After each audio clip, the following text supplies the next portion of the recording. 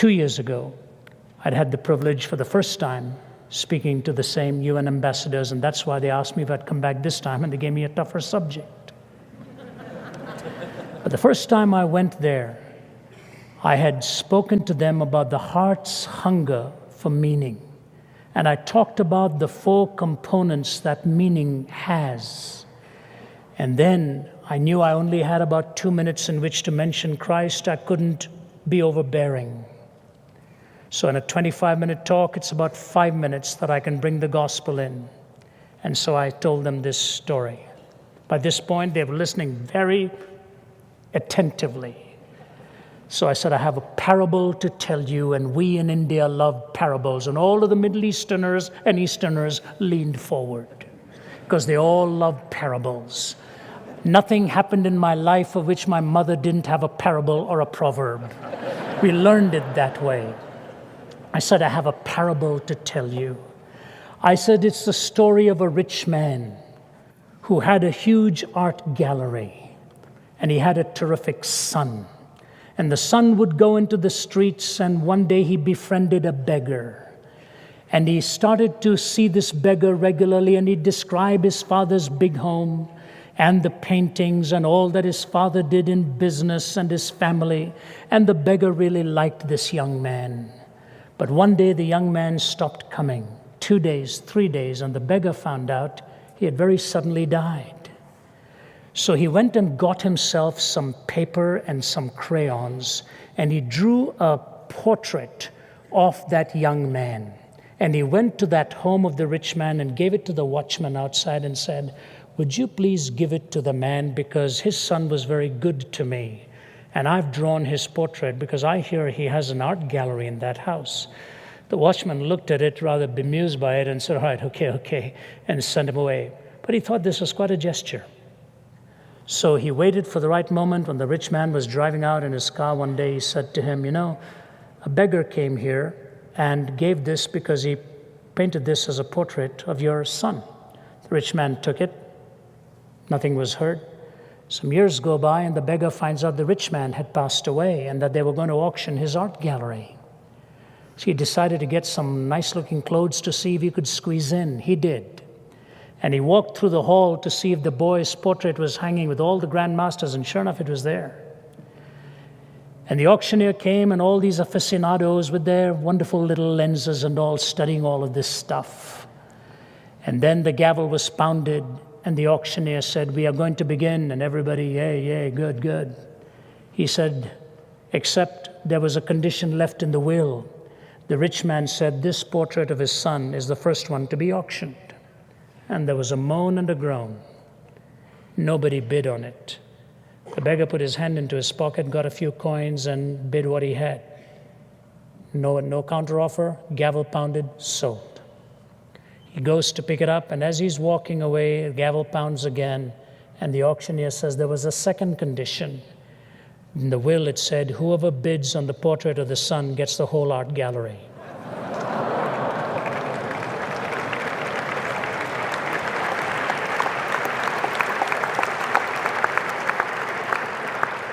So I said to them, ladies and gentlemen, when you get the Son, you get all of the components of meaning in life.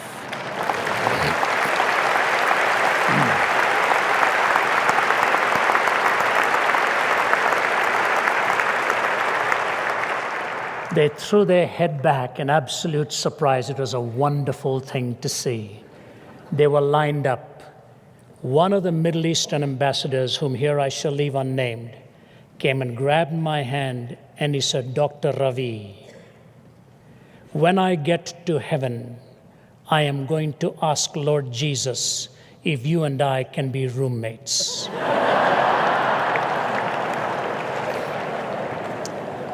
My wife did not like that suggestion. I said to him, sir, when you get to heaven and you see the Lord Jesus Christ, you won't want anyone else for a roommate. He kissed the back of my hand and said, you're right. And he walked away. When you get the Son, you get the way, the truth, and the life. You get all that you need to understand about reality within and without. And that is why in a world right now skidding out of control, in a world where the sounds of weapons are in many parts deafening to the ears of its people, in a world where sexuality is becoming desacralized, where homes are being attacked, where we search and long for something or someone that would provide for us the answers, the Lord Jesus stands tall once again and says to you and to me, "Come unto me, all ye that labor and are heavy laden, and I will give you rest. For I, if I be lifted up, will draw all men unto me. He that has the Son hath life. He that has not the Son has not life, and shall come into condemnation." That's why one of the most sensuous of all men, who died in 1991, I believe, Malcolm Muggeridge, lived so sensually for so long, indulgent, reprobate, derelict in his own ways, said he got so much fun by being a peddler with words. I had the opportunity of spending some hours with him before he died, a man who then came to find Christ in his latter years. He said this: we look back upon history, and what do we see? Empires rising and falling, revolutions and counter-revolutions, wealth accumulated and wealth dispersed. Shakespeare has spoken of the rise and fall of great ones that ebb and flow with the moon. I look back upon my own fellow countrymen in England, once upon a time dominating a quarter of the world, most of them convinced in the words of what is still a popular song, that the God who made them mighty shall make them mightier yet. I've heard a crazed, cracked Austrian announce to the world the establishment of a Reich that would last 1,000 years. I've seen an Italian clown saying he was going to stop and restart the calendar with his own ascension to power. I have seen America wealthier and in terms of military weaponry more powerful than the rest of the world put together, so that had the American people so desired, they could have outdone a Caesar or an Alexander in the range and scale of their conquest, all in one lifetime, all gone. Gone with the wind. England, part of a tiny island off the coast of Europe, threatened with dismemberment and even bankruptcy. Hitler and Mussolini dead, remembered only in infamy. Stalin, a forbidden name in the regime he helped found and dominate for some 3 decades. America haunted by fears of running out of those precious fluids that keeps the motorways roaring and smog settling, with disastrous memories of a disastrous campaign in Vietnam as the media charged the windmills of Watergate. All in one lifetime, all gone. He says, behind the debris of these solemn supermen and self-styled imperial diplomatists, there stands the gigantic figure of one person, because of whom, by whom, in whom, and through whom alone mankind may still have peace.